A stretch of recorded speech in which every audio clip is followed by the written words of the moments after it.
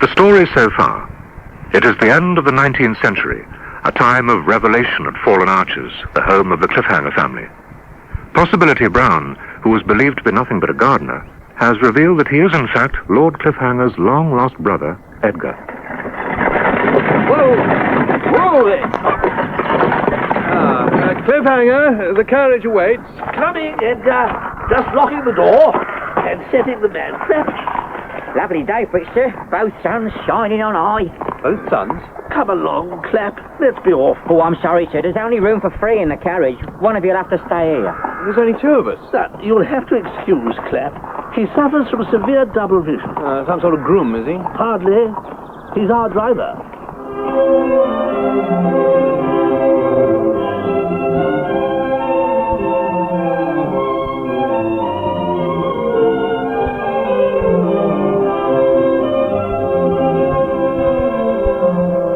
Fallen Arches by Stephen Sheridan. Chapter 3, in which a solicitor is consulted, a gardener is appointed, and more foul deeds are committed.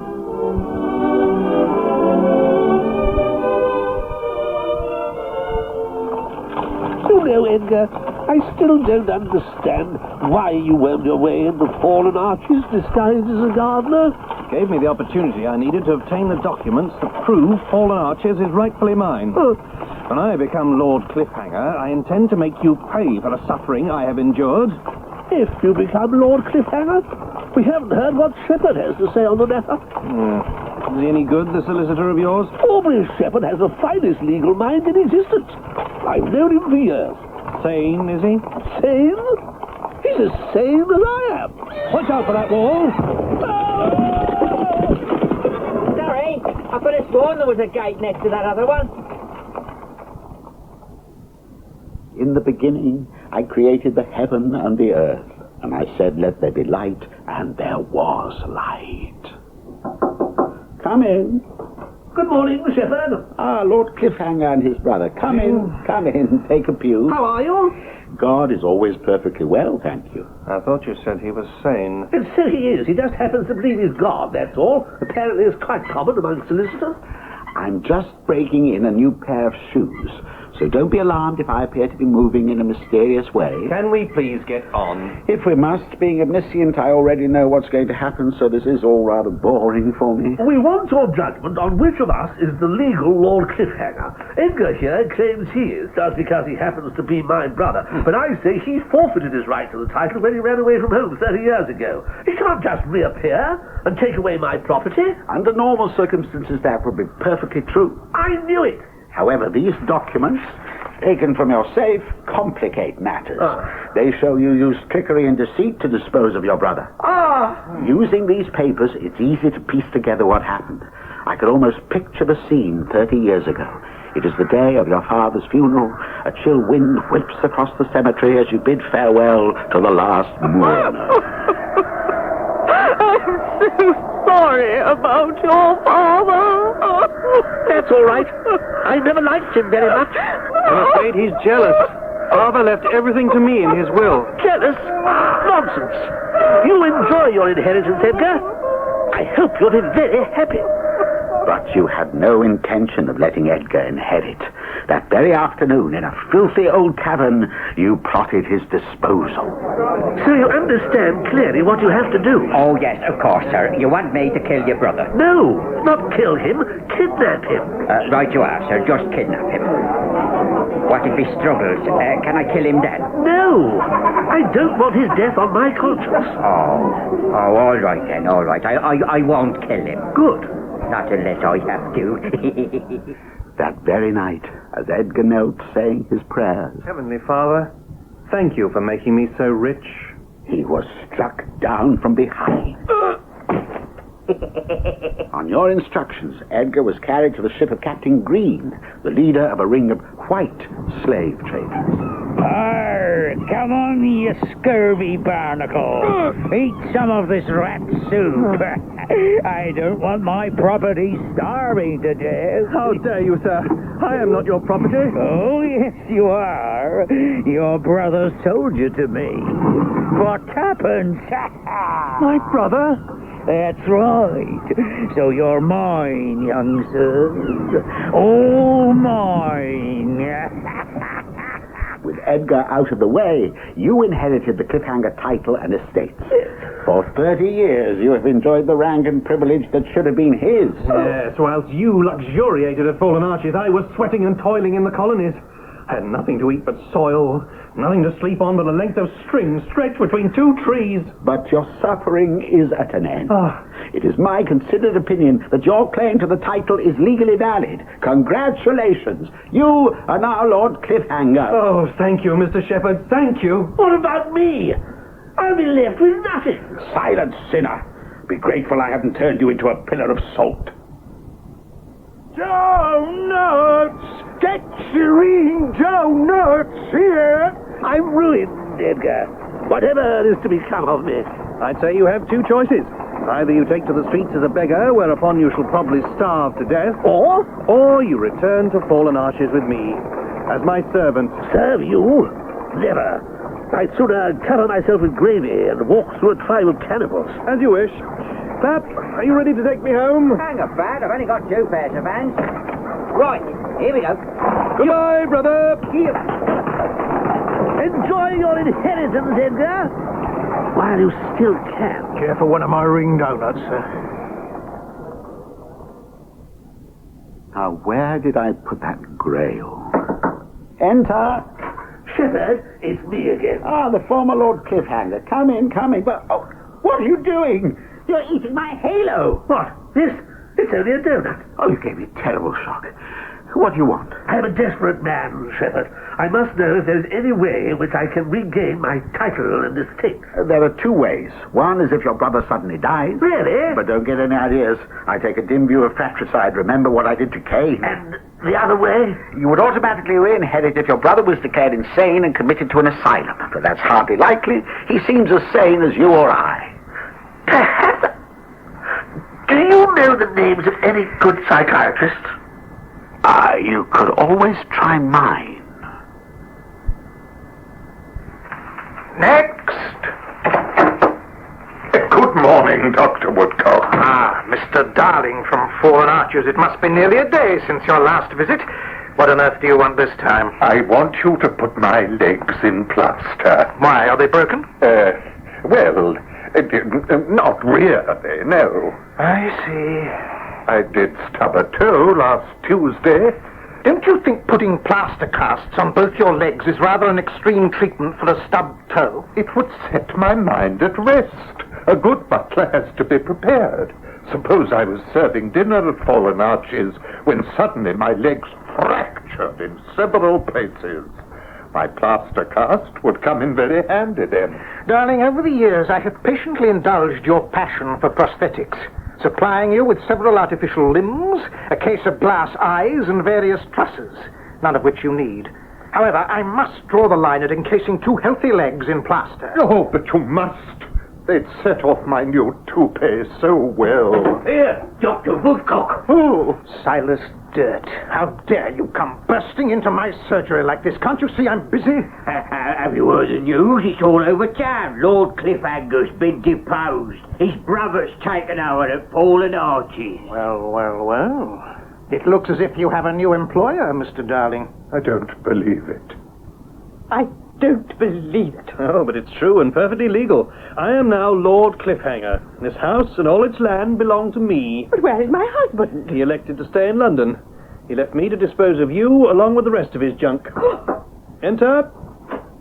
My lord, may I be the first to congratulate you on your great, and if I may say so, highly deserved good fortune. Thank you, darling. I realize you must be very busy, but I thought there might be something you want folding or cleaning or licking. Well, you can start looking round for a new gardener. Oh, thank you, my lord. Thank you. I shall be needing someone rugged, brawny, and muscular. What about me? I think you're a bit too old. I meant what is to become of me. Oh. I suppose I'm to be kept as a plaything for you to toy with at your leisure. Certainly not. Darling can find you some work in the kitchens. What? It will be a pleasure, my lord. I intend to bring a new order to Fallen Arches. I shall purge it of its reputation for madness. No one is going to say I'm insane. So you say that your brother is insane? That's right, Dr. Holst. I want you to lock Edgar in your sanatorium and throw away the key. Well, now, you must understand that psychiatry is still in its infancy. We have so much more to learn. What, for instance, do we mean by insanity? And after all, how many of us can claim to be totally sane? I know I can't. Do you mind if I go and lie down on my couch? Be my guest. Right. Oh, that's better. You see, our perceptions are changing all the time. Only a few years ago, we would have called insane anyone who ate flies or gnats or other small insects. And nowadays we accept that it is perfectly normal and not at all mad. I myself eat little else. So I've noticed. Would you care to try one of these blue bottles? They're quite delicious. No, thank you. I'm on a diet. Right. So, now tell me, what symptoms of insanity does your brother display? It's difficult to say. I know so little about madness. Well, does he ever suffer from a delusion? Delusions? Strange convictions that he's someone other than himself. Now, you won't believe this, but one of my patients actually thinks that he is God. Does your brother ever seem deluded? It's funny you should ask me that, Dr. Host, because he does. You know, Lady Florence, there's nothing I enjoy more than stretching my legs in the grounds.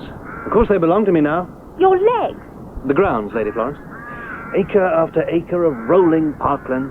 Oh, look over there, a pheasant. Why, so it is. I must kill it. What? Quickly, hand me my shotgun.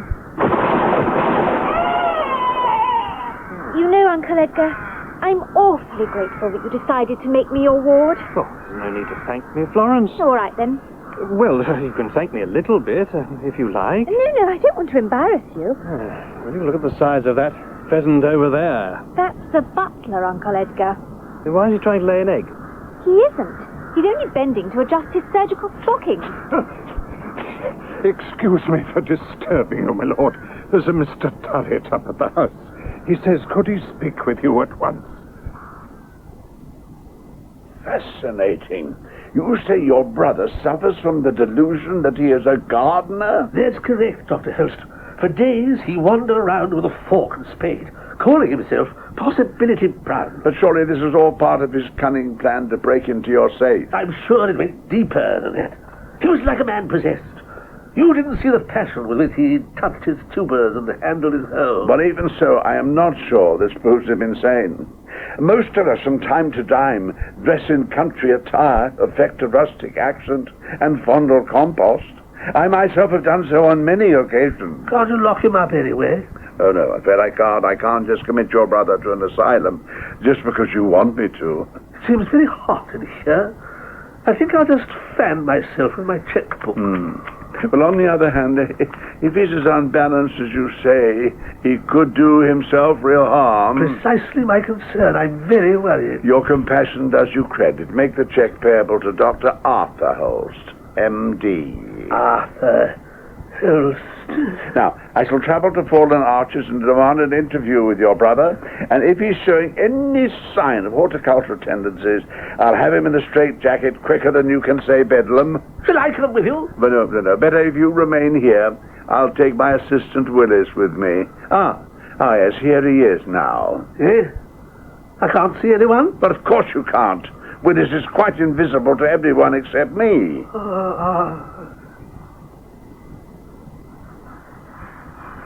I bet it's jolly hard work having to scrub all those steps with that little brush. Yes, Florence, it is. Poor Mamma. It must be awful to be condemned to a lifetime of horrid back-breaking work with nothing to look forward to but an impoverished old age and a miserable death. It's so kind of you to come and cheer me up, Florence. Actually, Mamma, I want to ask you a question. Oh? What do you know about that little room up in the attic? The one with the big oak door that's always locked and the shutters up at the window. The shuttered room? I know nothing, do you hear me? Nothing. Mamma, you've gone terribly pale. You're shaking. Why all these questions? You've never been interested in the shuttered room before? I went to the charity hospital yesterday. I saw old Poker, the gamekeeper. He told me he's convinced that there's somebody locked up in that room. Nonsense. Then why is no one ever allowed to see inside? Florence, I don't know. Your father always refused to discuss it. I'm going to find out who's in that room if it's the last thing I do. Florence, no. Darling will have a spare key, won't he? You don't know what you're doing. If there is someone in there, think what he'll look like after all these years in captivity. He'll be more animal than human. I'll take the risk. I may ask Uncle Edgar to come with me. You keep an eye on Edgar. He's not all he seems. At least he doesn't work in the kitchen. Florence, surely you're not ashamed of me? Of course I am. Having a mother who's a skivvy is hardly something one boasts about in polite society. Oh. And from now on, it's Lady Florence. Some of us still have titles, you know. And now then, Mr. Turret, you want to apply for the post of gardener? That's right, sir. Yeah, well, these are highly impressive references. It says here that your main interest is dung. It's more than an interest, sir. It's a passion. Dung is my delight. I eat and sleep and drink it. Do you have any interest apart from dung? Manure? Surely manure is dung. Oh, so it is, sir. In that case, no. Dung is my only interest. You seem to be suffering from a bad cold. Not a cold, sir. Hay fever. I always suffer when I get near plants and grass. Sometimes it's so bad I can scarcely breathe. Then why on earth become a gardener? It's the only way I can get to work with dung. Ah, that's what I like to hear. Enthusiasm. The job's yours. There's a form for you to fill in. I'll just go and fetch it. Right you are, sir.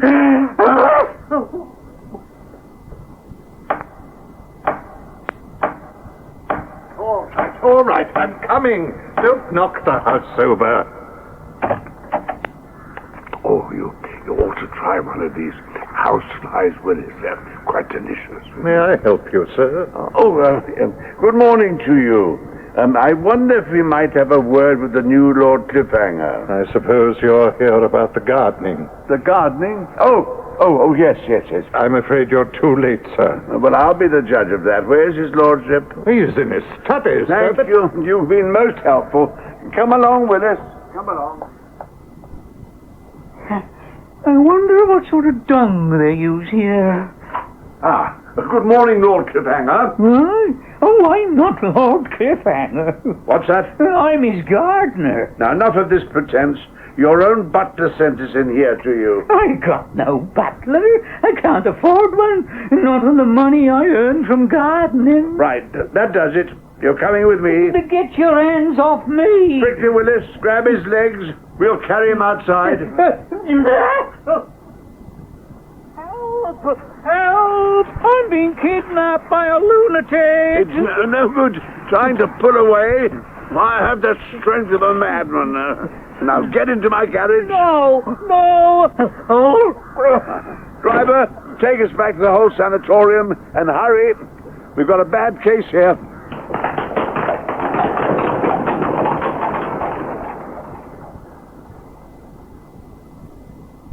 Oh, quickly, Lady Florence.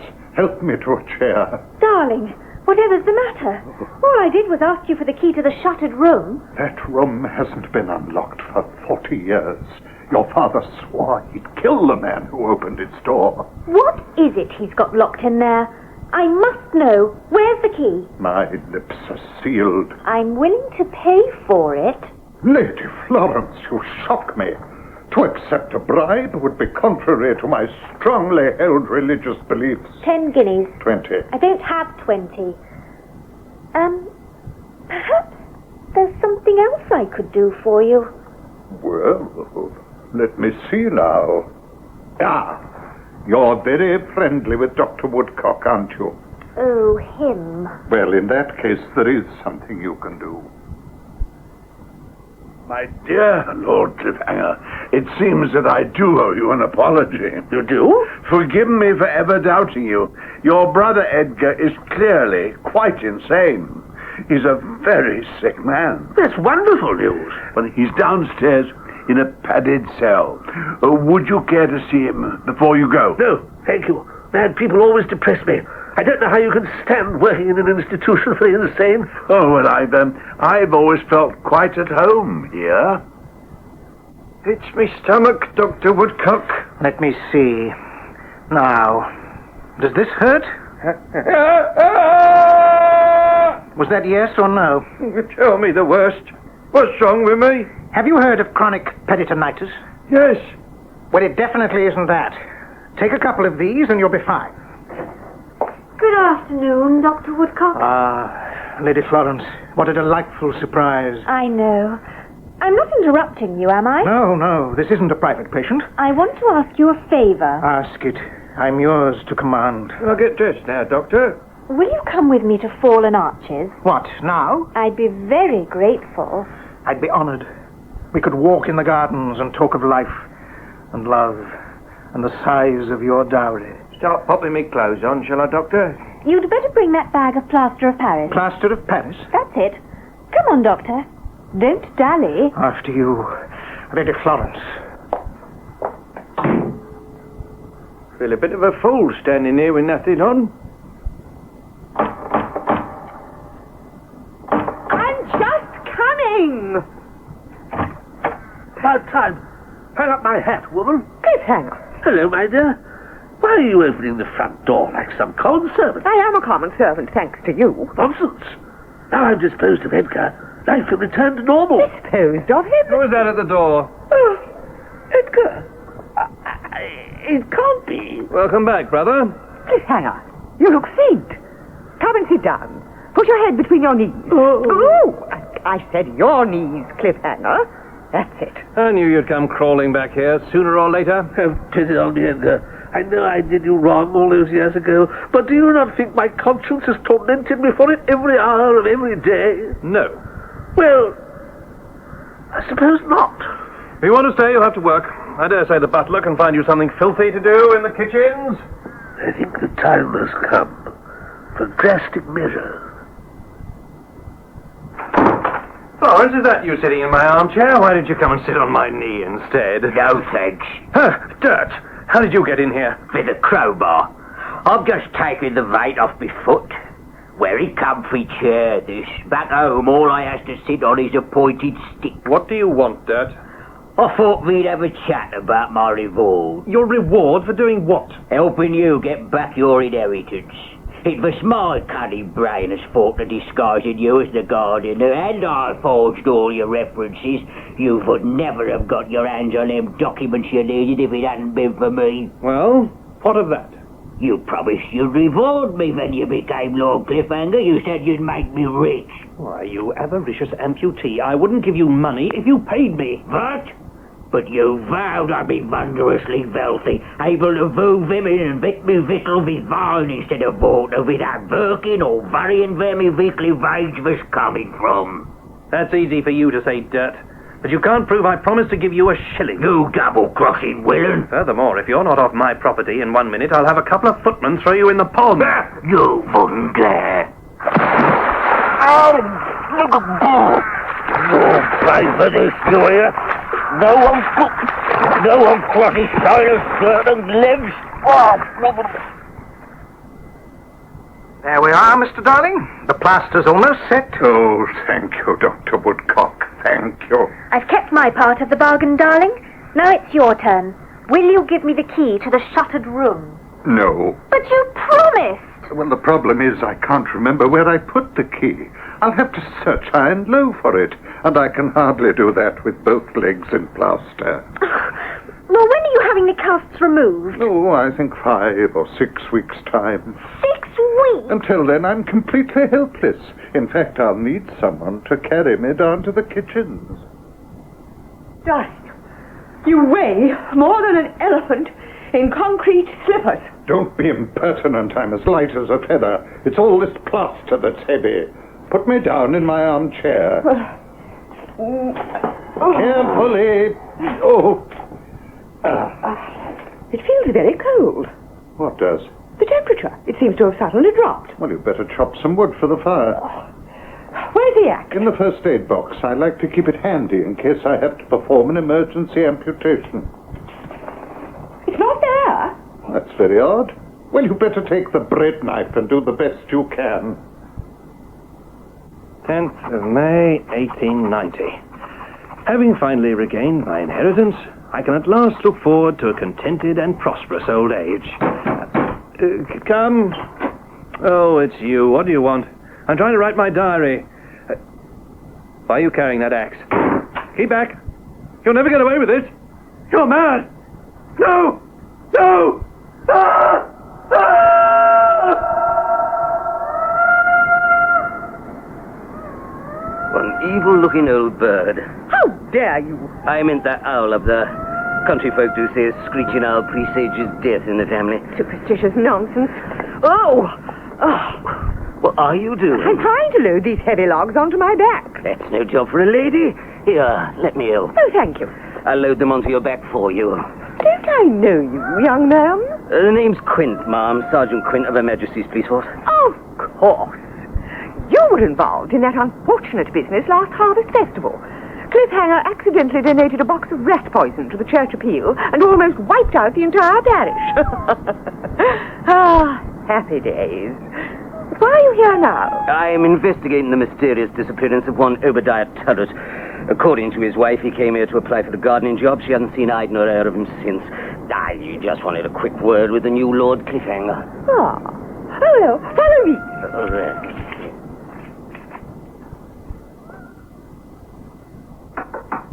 Edgar, there's a policeman to see you. Edgar! He was in here, Sergeant. Oh! Edgar! Dearie me, he's been beheaded. Is he dead? Quite dead, my dear. Cliffhanger. Lord Cliffhanger, I take it I have back my title. Why are you carrying the axe? This, I found it next to the body. Your jacket's covered in blood. Dear, so it is. Oh, what a terrible, terrible tragedy. Don't exaggerate. I'm sure it'll come out in the wash. I'm talking about Edgar. Ah, yes. Poor Edgar. I wonder what drove him to suicide. Surely you don't expect us to believe he cut off his own head? Well, what other explanation is there? Murder, Lord Cliffhanger. Murder? But only a crazed psychopath could do such a thing. I'd say there was someone in this room who fits that description. How dare you refer to my wife like that? I'm referring to you. Me? You had motive enough to kill him. And what do I see when I enter? You, standing over the victim, holding the murder weapon, caught in the act. What are you doing with those handcuffs? I'm arresting you for the murder of your brother. But I'm innocent. Tell that to the judge. You'll swing for this one. Cliffhanger! No! Oh.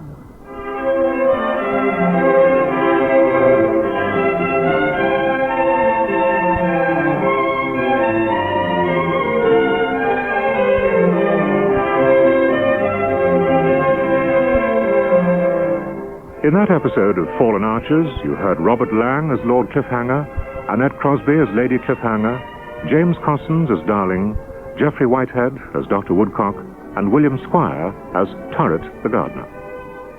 Edgar was played by John Glover, Florence by Caroline Gruber, and Silas Durt by Chris Emmett. Clive Swift appeared as Shepherd the Solicitor, Frawley Walters as Dr. Holst, and Richard Tate as Sergeant Quint. Fallen Archers was written by Stephen Sheridan and produced by Mark Robson.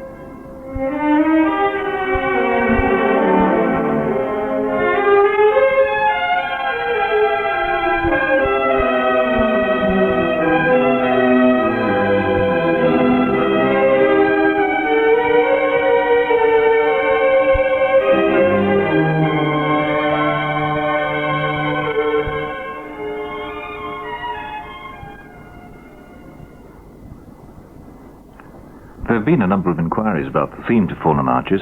It's the Brook Green Suite by Gustav Holst, as performed by the London Symphony Orchestra on Narita SRCS 34. Narita SRCS 34. Now it's just after 11:30 and time for Ricky Lennon, Steve Stalin and Terry Trotsky to infiltrate the dreaming spires of Cambridge as Alexis Sale and John Wells star in another edition of Lennon of the Rovers. This is the BBC from London.